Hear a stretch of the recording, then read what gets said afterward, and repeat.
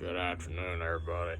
Hope you're having a wonderful day. And this is not a live video for now, but it will be later on if we have any warnings, watches, and warnings. But there is the severe weather threat that I talked about for today that I mentioned in the video update that I did yesterday morning. It has ramped up. It's not a major threat, but it's a significant threat. And all it takes is one severe storm with damaging winds, or large hail, or a tornado, or flood to be major to you and your family. So it's a serious threat. It's not going to be an outbreak, but it doesn't matter. It's still a threat that be taken seriously. And as far as the threats,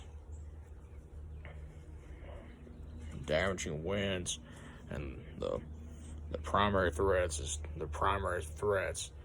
are damaging winds 58 miles per hour or greater, or hail 1 inch in diameter or larger or greater. A tornado cannot be ruled out, so there is a tornado threat. And as far as the timing and all that stuff, for the locations along and west of I-65, based on what the National Weather Service has said, 6 p.m. to 10 p.m. for the locations along and west of I-65. That'll be for the shoals in the counties like Colbert, Franklin, Lauderdale, Lawrence, Marion, Winston, and Coleman, Limestone, Morgan, and farther west. That's along and west of I-65. And as far as east of I-65, Madison, Marshall, Jackson, DeKalb, and Cherokee, and Etowah, and Blunt, and Lincoln, and Franklin, Franklin, and Moore County in southern Middle Tennessee. So that's this. I'm not going to focus much on what the risk areas we're in, because that's a forecast. It does not determine who gets what, who gets one, and who gets nothing. It's a forecast. But the locations that are in the standard slight risk are the locations along and west of I-65 from Colbert, Franklin, Lauderdale, Colbert, Franklin, Marion, Lawrence, Winston, Limestone, Morgan, and Coleman, and Lincoln County in southern Middle Tennessee, and Giles, Lawrence, and Wayne, and Hardin County in southern Middle Tennessee. And as far as east of I-65, Jackson, DeKalb, and Marshall, they're all in the low-end marginal risk, but those risk areas don't matter when it comes to the warnings, the watches, and the warnings. Those are just a forecast. It does not determine about who gets what and who gets nothing. So just to keep that in mind, the watches and the warnings are more important than the risk areas. So keep that in mind. The primary things we all need to be doing right now is to make sure our severe weather safety plans are ready. Make sure you know what to do, and you know where to go, and you have a readiness kit, and know where your tornado safe place is. And it's very simple.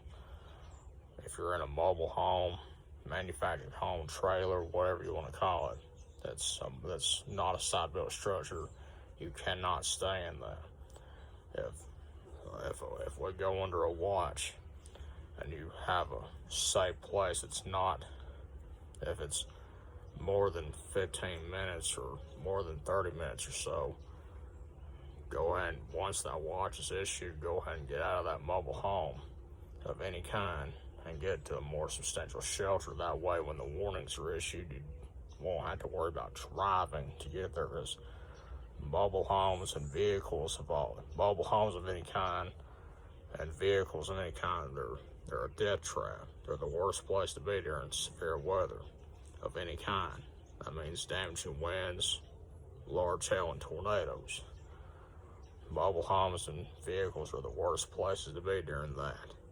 So keep that in mind right now. And I'm not trying to scare you or nothing. I'm just trying to help you be prepared for it. Again, it's not going to be an outbreak, but it doesn't matter. All it takes is one severe storm with damaging winds, large hail, or tornado coming down your street, and I mean out of the whole state, coming down your street in your neighborhood. And if that happens, then that's a major event to you and your family. So keep that in mind. Just and that safe place. You got a basement or storm shelter or safe room, or if there's a community storm shelter nearby, that's where you need to go. Otherwise, if none of that's available, small room, bathroom, cooler, closet, hallway, and you don't go up, you go down. That means on the lowest floor and near the center and away from all windows and doors. And put as many walls between you and the outside as possible. And we're in that safe place, everybody needs to have a helmet on. If you don't have a helmet, like bicycle, baseball, you know the ones. If you don't have a helmet of any kind, put blankets, pillows, mattresses, even a frying pan, something like that. They'll protect your head and your family's head from any damage that occurs. And when you do go to that safe place, put shoes on in case you have to walk over storm damage. Because if you walk through storm damage with no shoes on, you've got a problem. That means your feet will be shredded with whatever damages occur, like nails, boards, and you know the drill. So keep that in mind right now. And again, the timing from what the National Weather Service has for locations along and west of I-65, 6 p.m. through 10 p.m. For the locations along and east of I-65, 8 p.m. to midnight. And please make sure you're paying attention to the weather. Have multiple ways of getting the warnings, like a no weather radio. And if you don't have a weather radio, have at least an AM FM radio or TV, and a very reliable weather app that will let you know if you're in that polygon. If you get a warning, and if you're not, and if the app on your mobile device does not go off, that would likely mean you're not in that warning. But if it does go off, that means you're in that warning, and that means you need to get in your safe place right away. So have an all-weather radio, have a very reliable weather app on whatever mobile device you have, and TV, of course, whatever your favorite local radio or TV station you watch is on. Have it on they'll get on the air for severe weather. And I don't care what kind of program is on. Do not get upset with the media for interrupting whatever program is on. Your life and other people's lives are more important than a show or game or any kind of programming. So I don't care what kind of program is on. If it gets interrupted, don't even think about getting irritated for it being interrupted. What you need to do is let the people that are in the path of the storm know that's coming so they can take cover. Don't worry about what show is on.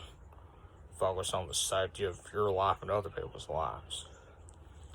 And I don't care if anyone gets offended when I say that. Your life and all lives are important. They all matter. Every human life is precious. So keep that in mind now. Like, no doing another update once I find out more. But if we go under a watch, I'll get right on the Facebook and Instagram Live to let you know about it immediately. The same thing if we have any warnings, and I'll do frequent updates with a post or live update, something like that, every 30 minutes or every hour or something like that, to keep you advised on everything. And once we get warnings, I'll get on the live, I'll stay on the live video until all warnings have expired. So keep that in mind. If you're in Colbert, Franklin, Lauderdale, Lawrence, Limestone, Madison, Marshall, Coleman, DeKalb, Jackson, or Cherokee, or Etowah, Blunt, or Winston, or Marion County, or Lawrence, or Hardin, or Wayne, or Giles County, in southern Tennessee, or northwest Alabama, or northeast Alabama, and there's a warning in effect, that's when I'll get on and let you know about it. Whatever warning it is, severe thunderstorm, tornado, once those warnings are issued, I'll get on the live video immediately to let you know about it and what steps you need to do, what steps you need to take to be safe. So just a heads up on that. Thanks for watching this video. Have a wonderful day and God bless. We'll say out of the video, Kitty. Kitty, kitty. Kitty, kitty. Hey. What? Kitty, kitty. Got a neighborhood cat up here. Kitty, kitty. Kitty, kitty. I don't even see him or not.